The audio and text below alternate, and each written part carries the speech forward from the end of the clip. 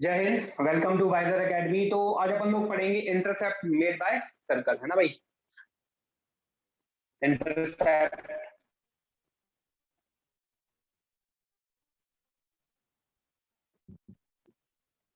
Made by circle on coordinate axis, on coordinate axis. ठीक है ना। इनके बाद मैं फॉर्मूला लिखवा देता हूँ। देखो ये कैसे प्रूफ हुए, कैसे क्या हुआ। हालांकि कोई टफ काम नहीं है, प्रूफ करना बहुत सिंपल सा काम है, लेकिन अपने पास टाइम नहीं है तो अपन लोग सिर्फ फॉर्मूला डायरेक्टली प्रूफ कर लेंगे, है ना। अच्छा, वीडियो क्वालिटी सही आ रही है ना, क्या दिक्कत है? मेरे लैपटॉप में तो प्रॉब्लम क्रिएट कर रहा है भाई। चल जाएगा? जल्दी बताएं, चल जाएगा? क्या दिक्कत हो रही है? चल जाएगा। चलो देखें आगे। अच्छा, राजीव बोल रहा है कि खराब है।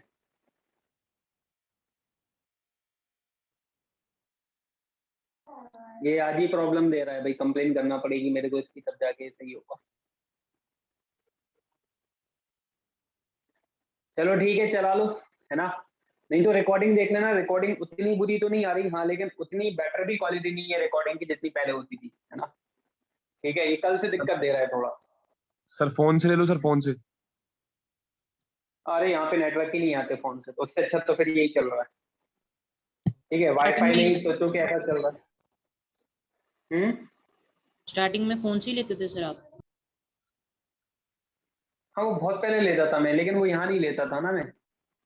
वो क्लास जो मैं लेता था पहले, वो यहाँ पे नहीं लेता था। यहाँ पे तो क्या है, नेटवर्क इश्यू है। इधर नेटवर्क इश्यू है ना।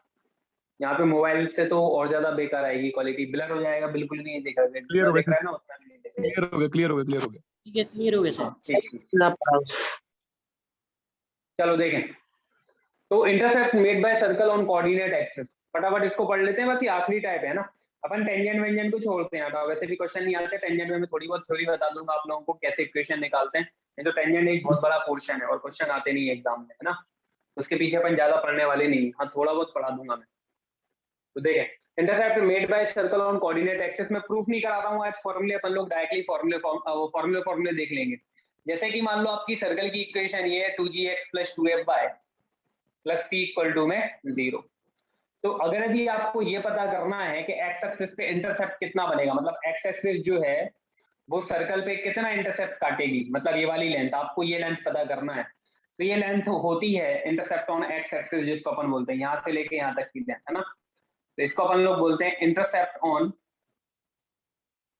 एक्स एक्सिस, जो कि होगी 2 में g² - c। ये एक्स एक्सिस पे इंटरसेप्ट होती है। प्रूफ करना कोई बहुत हार्ड एंड टफ काम नहीं है। अपन लोगों को क्या करना है, ये चीज, ये लेंथ निकालनी है ना। तो चलो मैं एक प्रूफ बता देता हूँ, बाय वाला आप लोग देख लेना। तो अपन लोग मान लेते हैं कि इस पॉइंट के कोऑर्डिनेट x1, 0 है और इस वाले पॉइंट के कोऑर्डिनेट x2, 0 है ना भाई। और इन दोनों के बीच में जो डिस्टेंस होगी वो हो जाएगी मॉडुलस में x2 - x1, है ना भाई। मॉडुलस में x2 - x1 मतलब डिस्टेंस कभी नेगेटिव नहीं होती। तो ये टोटल यहाँ से लेके यहाँ तक x2 है, तो x2 में से हम ये हटा देंगे इतना वाला पोर्शन, तो मुझे x2 - x1 मिल जाएगा। मतलब ये इतनी लेंथ की वैल्यू हो गई x2 - x1। तो ये निकालेंगे कैसे, देखो जरा। एक्स एक्सिस पे y की जो वैल्यू होती है वो 0 होती है। इट मींस अपन को अगर ये दोनों पॉइंट निकालने हैं तो मैं इस इक्वेशन में, सर्कल की इक्वेशन में y = 0 रख दूंगा, क्योंकि मुझे ये पता करना है कि ये सर्कल एक्स एक्सिस पे कहाँ इंटरसेक्ट कर रहा है। तो सर्कल एक्स एक्सिस पे जो है ना, जब इंटरसेक्ट करता है तो तब y की वैल्यू 0 होती है, इसलिए मैं y = 0 पुट कर दूंगा। तो x² + 2gx + c = 0, क्योंकि y = 0 रखने से ये 0 हो गया और ये 0 हो गया, है ना भाई। अब आपको इसमें जो x की वैल्यू मिलेगी वो x1 और x2 होंगी। ऑब्वियसली x1 और x2 आपको मिलने वाला है। तो आपको क्या निकालना है, x2 - x1। तो आप लोग जानते ही हैं कि अल्फा और बीटा इसके रूट होते हैं, तो फिलहाल इसके रूट x1 और x2 हो गए। तो सम ऑफ रूट यानी कि अल्फा + बीटा = होता है -b/a यानी कि -2g, और प्रोडक्ट ऑफ रूट होता है c/a यानी कि c/1, मतलब c, है ना भाई। अपन को निकालना क्या है, x1 - x2 मॉडुलस में। तो x2 - x1 के होल स्क्वायर का फॉर्मूला होता है x1 + x2 का होल स्क्वायर और -4x1 x2, ये आपने पढ़ा होगा, है ना भाई। यहाँ से स्क्वायर हटाओगे तो यहाँ पे अंडर रूट लग जाएगा और मॉडुलस लगा देना, क्योंकि डिस्टेंस कभी नेगेटिव नहीं होती और हमें डिस्टेंस निकालना है। और इधर प्लस माइनस भी नहीं लगाएंगे क्योंकि हम डिस्टेंस निकालना है ना भाई। तो x1 + x2 का होल स्क्वायर और -4x1 x2। तो यहाँ पे आप लोगों ने जो वैल्यू निकाली है वो रख दो। तो x1 प्लस x2 की वैल्यू कितनी निकाली अपन ने -2g, यहाँ पे पुट कर देंगे तो अंडर रूट में -2g का होल स्क्वायर 4g स्क्वायर हो जाएगा और -4 x1 x2 की वैल्यू कितनी है c है, तो 4 कॉमन ले लेंगे और 4 बाहर आके हो जाएगा 2 और ये हो जाएगा g स्क्वायर माइनस c। तो आप देख सकते हैं फॉर्मूला प्रूफ हो गया इंटरसेप्ट ऑन x एक्सिस का।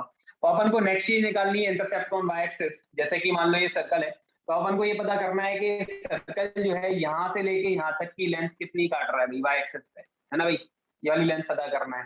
तो ये लेंथ होती है intercept on y axis, intercept on y axis, और ये कितनी हो जाएगी भाई 2 अंडर रूट में f स्क्वायर माइनस c। जैसे मैंने x एक्सिस का प्रूफ कराया सिमिलरली आप y एक्सिस का भी प्रूफ कर सकते हैं, बिल्कुल सेम टू सेम यही मेथड है ना भाई। तो अब इसके अंदर जो है ना अलग अलग थ्योरीज बनती हैं कि अगर मान लो सर्कल x एक्सिस को टच कर जाए तो g स्क्वायर माइनस c कितना हो जाएगा 0, क्योंकि इंटरसेप्ट 0 कटेगा। अगर मान लो सर्कल जो x एक्सिस को टच ही ना करे ना इंटरसेप्ट करे ऊपर रहे तो फिर जो है ना कोई आपको जो है ना फिर आपका जो g स्क्वायर माइनस c है ना वो क्या हो जाएगा भाई, वो लेस देन 0 हो जाएगा ऑब्वियसली, है ना भाई। कोई इंटरसेप्ट ही नहीं कट रहा, मतलब इमेजिनरी इंटरसेप्ट, और इमेजिनरी इंटरसेप्ट कब होगा जब अंडर रूट वाली चीज क्या हो जाए नेगेटिव हो जाए। हालांकि अपने एग्जाम में इतने लेवल वाली चीजें आती नहीं है, फिर भी मैं लिखवा देता हूँ, ठीक है। तो पहले आप इतना लिख लो फिर मैं आगे बढ़ता हूँ, ठीक है। तो इनको मैं हटा देता हूँ जो प्रूफ था। अगर मान लो अब यहाँ पे केसेस बनेंगे, क्या क्या केसेस बनेंगे देखें आप लोग। तो पहले मैं आप लोगों को लिखवा देता हूँ एक्स एक्सिस के कुछ केसेस, है ना भाई। अगर यदि मान लो कि G square minus C equal to 0 हो जाए, इट मींस इसका मतलब ये है कि आपका सर्कल एक्स एक्सिस को टच करके जा रहा है, मतलब आपका जो इंटरसेप्ट है वो क्या हो गया 0 हो गया। और अगर मान लो जी स्क्वायर माइनस सी ग्रेटर देन 0 हो जाए, इट मींस अंडर रूट के अंदर पॉजिटिव वैल्यू आ रही है, इसका मतलब सर्कल कुछ ना कुछ इंटरसेप्ट काट रहा है एक्स एक्सिस पे, है ना। अंडर रूट के अंदर पॉजिटिव वैल्यू मतलब रियल वैल्यू, मतलब एक्स एक्सिस पे सर्कल कुछ ना कुछ लेंथ काट रहा है। और अगर आपका जी स्क्वायर माइनस सी लेस देन 0 हो जाए, इट मींस आपका सर्कल एक्स एक्सिस को काट ही नहीं रहा है, वो ऊपर है, वो इंटरसेक्ट ही नहीं कर रहा, मतलब इमेजिनरी लेंथ आ रही है। इमेजिनरी लेंथ कब आएगी, जब कोई लेंथ होगी ही नहीं। तो कोई लेंथ कब नहीं होगी, जब एक्स एक्सिस पे, जबकि सर्कल एक्स एक्सिस के ऊपर हो जाएगा या नीचे हो जाएगा, है ना भाई। तो इस केस में हमें जो है कोई लेंथ नहीं मिलेगी, ठीक है कि नहीं। ये 0 लेंथ का है इंटरसेप्ट और ये कुछ फाइनाइट वैल्यू का लेंथ का इंटरसेप्ट है, और ये नॉट डिफाइंड है अभी, है ना, यहाँ पे लेंथ अपनी। तो जी स्क्वायर माइनस सी यानी कि अंडर रूट के अंदर नेगेटिव वैल्यू आ गई, इसका मतलब आपको कोई इंटरसेप्ट एक्स एक्सिस पे मिलेगा ही नहीं, आपका सर्कल कुछ इस तरीके से होगा। सिमिलरली वाई एक्सिस के साथ में भी आप यही केसेस बना सकते हैं, ठीक है ना। मैंने एक्स के लिखवा दिए, वाई से आप निपट लेना, ठीक। चलो आगे बढ़ते हैं, तो अपन लोग देख लेते हैं इनके क्या क्वेश्चन, है ना। तो क्वेश्चन है आपका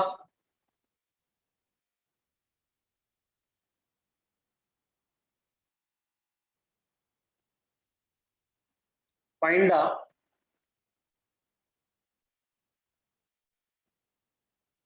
intercept on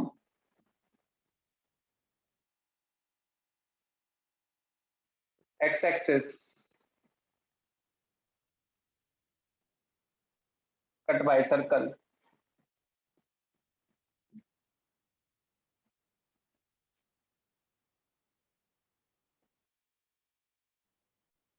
find the length of, है ना, find the length of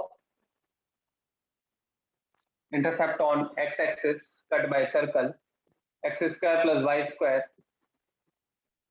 minus 4g minus 4x minus 3y minus 1 equal to 0, ठीक है ना। ये आपका सर्कल है और आपको x एक्सिस पे इंटरसेप्ट निकालना है, तो अपन लगा देंगे formula. Intercept on x axis का फॉर्मूला क्या है भाई,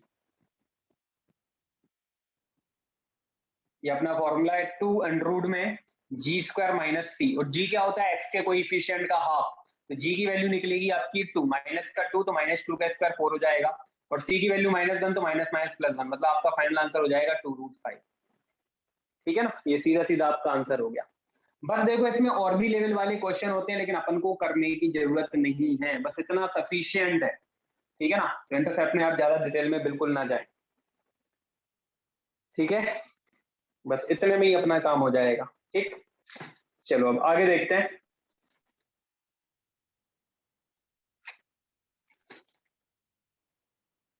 नेक्स्ट है अगला type, position of point with respect to circle. अगला टाइप है भाई पोजीशन ऑफ पॉइंट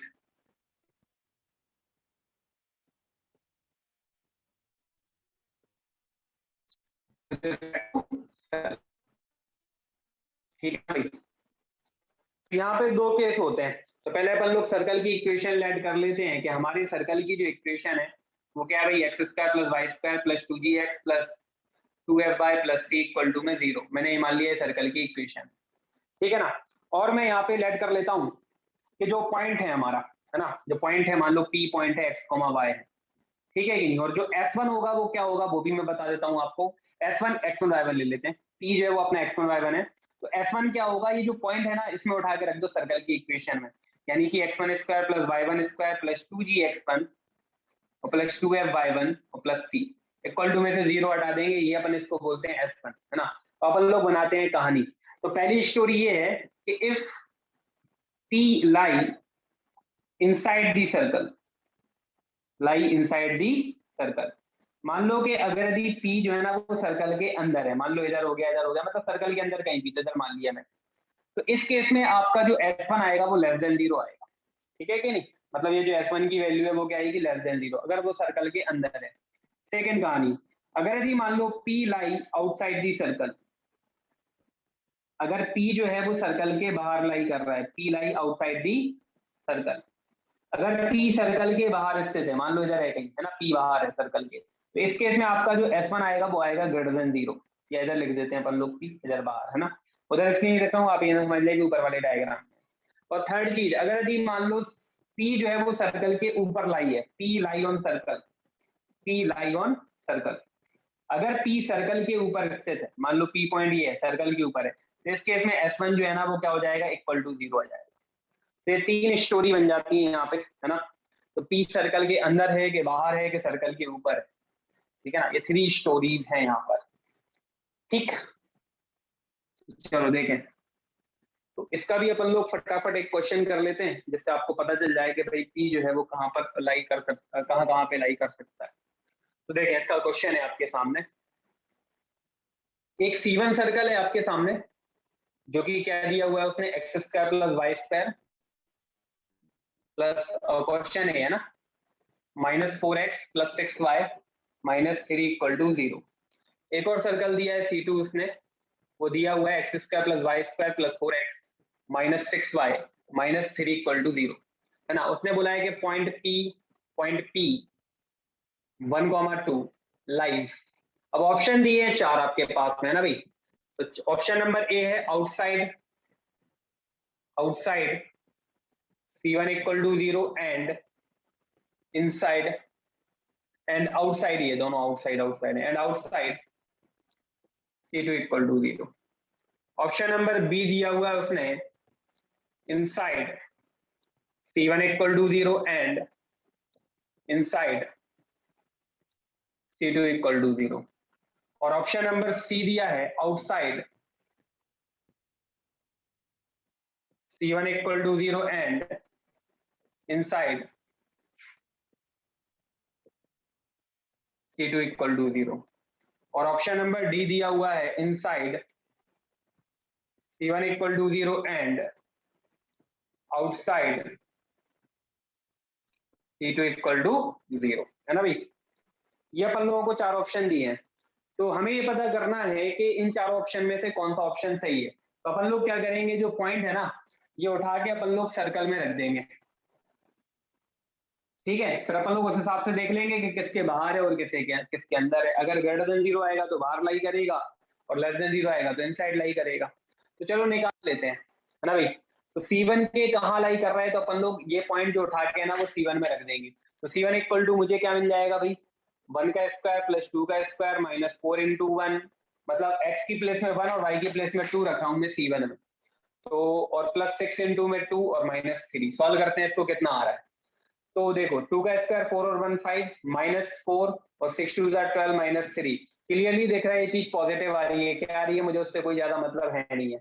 मतलब C1 के आउटसाइड लाई करेगा, तो C1 इक्वल टू 0 के कहाँ लाई कर रहा है, आउटसाइड। मतलब आपका आंसर या तो ए है या फिर क्या है, सी है ना भाई, आगरा है या फिर चेन्नई, ये पता चल गया। अपन लोग C2 की बात कर लेते हैं, तो C2 में आपको ये पॉइंट उठा के रखना है, तो रखते हैं। तो 1 का स्क्वायर प्लस 2 का स्क्वायर प्लस 4 इंटू में 1 और माइनस 6 इंटू में 2 और माइनस 3, है ना। तो 1 का स्क्वायर 1, 2 का स्क्वायर 4 प्लस 4 माइनस 12 और माइनस 3। ये क्लियरली दिख रहा है 9 आ रहा है और -12 और -3 -15 आ रहा है, तो ऑब्वियसली ये नेगेटिव आएगा। मतलब C2 के कहाँ लाई कर रहा है भाई, इनसाइड। तो आप देख रहे हैं चारों ऑप्शन में कौन सा ऑप्शन वेरीफाई हो रहा है। C1 में आउटसाइड है और C2 में इनसाइड है, मतलब आपका आंसर C हो गया, यानी कि चेन रिंग। ठीक है ना, तो कहानी क्लियर हो गई होगी। चलो अब आगे बढ़ते हैं। दोबारा बता देना सर। नेक्स्ट देखो अपने को क्या करना है, जो ये पॉइंट दिया है ना P1, 2, ये दोनों सर्कल में उठा के रखना है।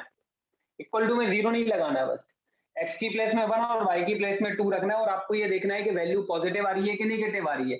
अगर वैल्यू पॉजिटिव आएगी तो वो पॉइंट सर्कल के बाहर है, और अगर वैल्यू नेगेटिव आएगी तो सर्कल के अंदर है। तो C1 सर्कल में रखने पर पॉइंट जो वैल्यू आई वो positive I, it mean C1 circle में हमारा जो पॉइंट होगा वो सर्कल के बाहर स्थित है, सर्कल के बाहर लाई कर रहा है, आउटसाइड दी सर्कल लाई कर रहा है।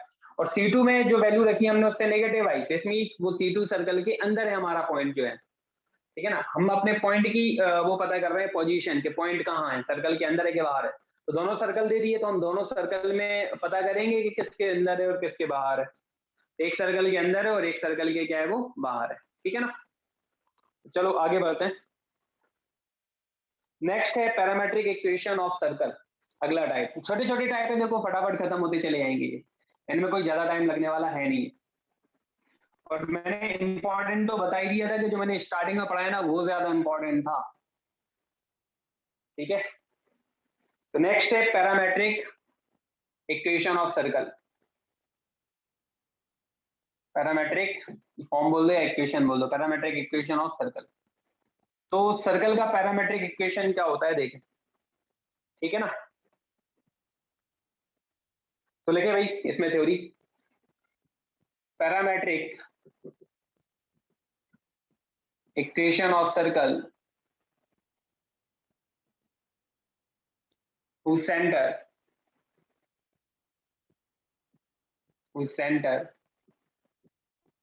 is h, k, या कुछ और भी दे दो, आपकी मर्जी है ना। with radius small r, with radius small r is x minus h upon में cos थीटा इक्वल टू में y माइनस k अपॉन में sin थीटा इक्वल टू में r। आपको ये ऐसा लग रहा होगा कि सर ये तो बिल्कुल स्ट्रेट लाइन के पैरामेट्रिक फॉर्म की तरह है, लेकिन स्ट्रेट लाइन और सर्कल में बहुत अंतर है। वहां पे स्ट्रेट लाइन में क्या होता था, r पैरामीटर होता था, लेकिन यहाँ पे r जो है ना वो कांस्टेंट वैल्यू है जो कि सर्कल की रेडियस है। यहाँ पे जो पैरामीटर है वो थीटा है, वहां पे थीटा फिक्स होता था, लेकिन यहाँ पे थीटा पैरामीटर है। ये आपको ध्यान में रखना है, थोड़ी सी कंफ्यूजिंग वाली चीज है भैया ना। ठीक है कि नहीं, तो ये कहानी होगी। अब आप सोच रहे होगे सर इसका प्रूफ कैसे हुआ, तो देख लो भाई, प्रूफ में कोई बहुत ज्यादा रॉकेट साइंस तो है नहीं, है ना। तो अपना सेंटर क्या था भाई, h, k था।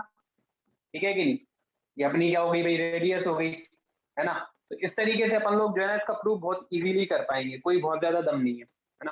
तो अपन लोग यहाँ पे कोई भी एक P पॉइंट ले लेते हैं जिसके कोऑर्डिनेट कितने हो जाएंगे हमारे h, k। हमने सॉरी x, y, जिसका लोकस निकालते हैं वैसे h, k लेते हैं अपन लोग, x, y ले लेते हैं, कोई दिक्कत नहीं है। यहाँ से एक एल्टीट्यूड ड्रॉ करेंगे और ये अपन लोग इस तरीके से डायग्राम ड्रॉ करेंगे, तो ये आपका थीटा हो गया और ये आपकी क्या हो जाएगी, स्मॉल r। ठीक है कि नहीं, ये क्या हो गया, r हो गया, और ये कितना हो गया, थीटा हो गया। ठीक है कि नहीं, इस तरीके से अपन को ये चीजें मिल गई, है ना। अब अपन लोग यदि यहाँ पर देखें ध्यान से, तो इसका अगर यदि अपन लोग x एक्सिस और y एक्सिस पे डायग्राम बनाएं, प्रूफ बता रहा हूँ कि ये आया कैसे। अगर मैं इसका x एक्सिस और y एक्सिस में डायग्राम बनाऊं तो देखो कैसा डायग्राम बनेगा। ये अपन लोग h, k ले लेते हैं, ये x, y ले लेते हैं, है ना भाई। ये h, k हो गया और ये क्या हो गया, x, y हो गया। ये सर्कल का सेंटर है अपना, ये वाला h, k। अगर मैं यहाँ पे इस तरीके से डायग्राम बनाऊं, है ना, ये जो डिस्टेंस है ये कितनी अपनी r है ना भाई। ठीक है कि नहीं, और ये टोटल यहाँ से लेके यहाँ तक की डिस्टेंस कितनी होगी, इधर तक की h होगी, ये डिस्टेंस h है, और यहाँ से लेके यहाँ तक की डिस्टेंस कितनी x है। तो ये हो जाएगा आपका कितना, x माइनस एच। टोटल में से इतना हटा दो तो x माइनस एच हो गया। ये टोटल हाइट जो होगी नीचे से लेके ऊपर तक की वो कितनी है अपनी, y है। और यहाँ से लेके यहाँ तक की जो हाइट होगी h, k है ना, तो इतनी हाइट कितनी होगी, k। तो यहाँ से लेके यहाँ तक की हाइट कितनी होगी, k होगी। तो ये जो चीज है ना, ये जो बनेगी ये y माइनस k बनेगी। इतना तो आपने 10th में ही पढ़ लिया होगा, बड़ी सिंपल सी चीज है ना भाई। 10th में जब आप डिस्टेंस फॉर्मूला प्रूव करते हो तो इतना वहां पे बता देते हैं। बस आप यहाँ पे थीटा इसको ले लेंगे और फॉर्मूले लगा देंगे साइन थीटा और कॉस थीटा का। तो कॉस थीटा इक्वल टू होता है भाई बेस अपॉन में हाइपोटेनियस, तो बेस आपका x माइनस एच है और हाइपोटेनियस कितना है भाई, r है। है ना भाई, आर को इधर ले आओ, cos थीटा को अपॉन में ले आओ, तो आर इक्वल टू हो जाएगा x माइनस एच अपॉन में cos थीटा। सिमिलरली यहाँ पे अपन लोग sin थीटा का फॉर्मूला लगाएंगे, तो sin थीटा इक्वल टू होता है परपेंडिकुलर, तो परपेंडिकुलर कितना है भाई y माइनस के, और अपॉन में हाइपोटेनियस कितना है स्मॉल r है, तो यहाँ से भी r की वैल्यू निकालोगे तो y माइनस के अपॉन sin थीटा आएगा। तो आप देख सकते हो कि ये भी r की वैल्यू है, ये भी r की वैल्यू है, तो मतलब ये तीनों की तीनों आपस में क्या हो जाएंगे, इक्वल, यानी कि x minus H upon cos theta equal होगा y माइनस के अपॉन sin थीटा, और जो कि इक्वल होगा काय के, r के। तो ये प्रूफ हो गया कि सर्कल का पैरामेट्रिक फॉर्म है। ठीक है ना भाई, देखो सर्कल से ही मैंने इसी डायग्राम को जो है ना वो एक्स एक्सिस और वाई एक्सिस में बना के आपको प्रूफ करवा दिया। ठीक है, ये प्रूफ हो गया। एक और तरीका है जो मैं बताता हूँ आपको, एक और तरीका है पैरामेट्रिक बनाने का, बड़ा आसान सा है।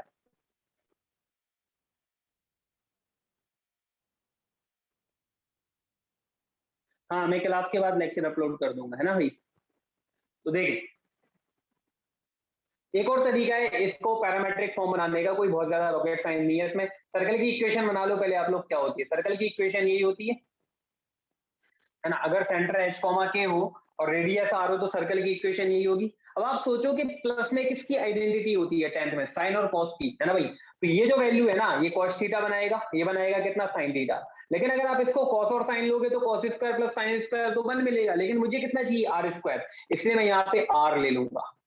तो आर कॉस थीटा का होल स्क्वायर करोगे और आर साइन थीटा का होल स्क्वायर करोगे, आर स्क्वायर कॉमन आएगा और cos square plus sine square 1 हो जाएगा, तो देखो आपको वो चीज मिल जाएगी। तो आप देख सकते हैं यहाँ से x minus H equal to आपको मिलेगा आर कॉस थीटा, और y minus K equal to मिलेगा आपको आर साइन थीटा, है ना भाई। तो वही आप कॉस इंटू में इधर आगे डिवाइड में, साइन इंटू में इधर आगे डिवाइड में करेंगे तो आपको वापस यही चीज मिल जाएगी जो यहाँ पर लिखी हुई है। ये इतना इंपॉर्टेंट नहीं है, इसलिए मैंने फटाफट फास्टली आपको सारी चीजें एक्सप्लेन कर दी कि कैसे आया, आपको कितना ध्यान में रखना है। ठीक है ना भाई। तो ये पैरामेट्रिक फॉर्म हो गया, बस ध्यान रखो पैरामेट्रिक फॉर्म होता क्या है, बाकी आपको इसमें कोई बहुत ज्यादा दिमाग नहीं लगाना, है ना। फिर भी मैं एक क्वेश्चन करा देता हूँ कि इसमें पैरामेट्रिक फॉर्म निकालते कैसे हैं। तो क्वेश्चन लिख लो भाई, find the parametric equation of circle, find the parametric equation of circle X square plus Y square minus 4x minus 6y minus 3 equal to 0। ठीक है, इसका आपको क्या निकालना है, पैरामेट्रिक फॉर्म निकालना है, यानी कि पैरामेट्रिक इक्वेशन निकालनी है। तो कैसे निकाल लोगे आप, सबसे पहले तो आप इसके सेंटर निकाल लो। तो सेंटर क्या होते हैं आपको पता ही है भाई, सेंटर होता है माइनस इसका हाफ यानी 2 और माइनस इसका हाफ यानी कि 3, ये सेंटर हो गया। और रेडियस क्या होती है, अंडररूट में इनके हाफ के स्क्वायर का सम, तो 2 का स्क्वायर 4 और 3 का स्क्वायर कितना भाई 9 और माइनस माइनस प्लस 3, तो 9 और 4 13 और 3 कितना 16 और रूट 16 कितना होता है 4। तो आपका पैरामेट्रिक फॉर्म हो जाएगा x माइनस एच अपॉन में cos थीटा इक्वल टू में y माइनस 3 अपॉन में कितना भाई sin थीटा और इक्वल टू में कितना भाई r यानी कि 4। ठीक है ना, इसी को आप थोड़ा सा और लिखना चाहें तो ऐसा लिख सकते हैं x इक्वल टू में 4 cos थीटा प्लस 2 और कॉमा y इक्वल टू में कितना भाई 4 sin थीटा प्लस 3। ये हो गया आपका पैरामेट्रिक फॉर्म। ठीक है ना भाई, बस और कुछ भी नहीं है। पैरामेट्रिक से क्वेश्चन बहुत मतलब आए तो नहीं अपने एग्जाम में, लेकिन फिर भी आप लोगों को ये पता होना चाहिए। ठीक है ना, चलो भाई, ये तो सारी कहानियां हो गई। अब बस मैं आपको एक और चीज पढ़ा देता हूँ जो कि थोड़ी सी एक्स्ट्रा है ना। हालांकि इससे भी अपने एग्जाम में कुछ ज्यादा कुछ खास नहीं पूछा, लेकिन ये पढ़ लो बेटर रहेगा। पहले मैं टाइम देख लूंगा, टाइम कितना बचा है ना। है सर, बताएं। टाइम है, हाँ ठीक है, देखें आगे। तो नेक्स्ट है लाइन एंड सर्कल। ये चीजें मैं फास्टली इसलिए पढ़ा रहा हूँ, देखो आप लोगों ने वैसे भी ये पढ़ा हुआ होगा सब कुछ, ये ज्यादा इंपॉर्टेंट है नहीं, है ना भाई। लेकिन ऐसा नहीं बोल रहा हूँ कि यहाँ से क्वेश्चन नहीं आएगा, मुझे लग रहा है कि पूछ सकता है, इसलिए मैं ये चीजें बता रहा हूँ आपको। आखिरी टाइप में बस अपन लोग इसके साथ में अलविदा कर देंगे इस चैप्टर को, लेकिन ये हो नहीं पाएगा 6 मिनट में, ये थोड़ा सा बड़ा है। लाइन एंड सर्कल, चलो मैं इसको एक काम करता हूँ, मैं इसको क्वाड्रेटिक से ना करा के, मेरे पास एक और मेथड है मैं उससे बता देता हूँ, वो जल्दी हो जाएगा। क्वाड्रेटिक से लेंदी जाएगा ये, है ना भाई। तो चलो हेडिंग डालेंगे line and circle, line and circle. मैं इसको बहुत ही शॉर्ट में निपटाता हूँ, आपको समझ में भी आ जाए और आपको ज्यादा दिमाग भी नहीं लगाना पड़े। इसमें वैसे तो मैं 2 मेथड पढ़ाता हूँ, लेकिन आपको सिंपल वाली मेथड पढ़ा देता हूँ, और वो कौन सी मेथड है देखें।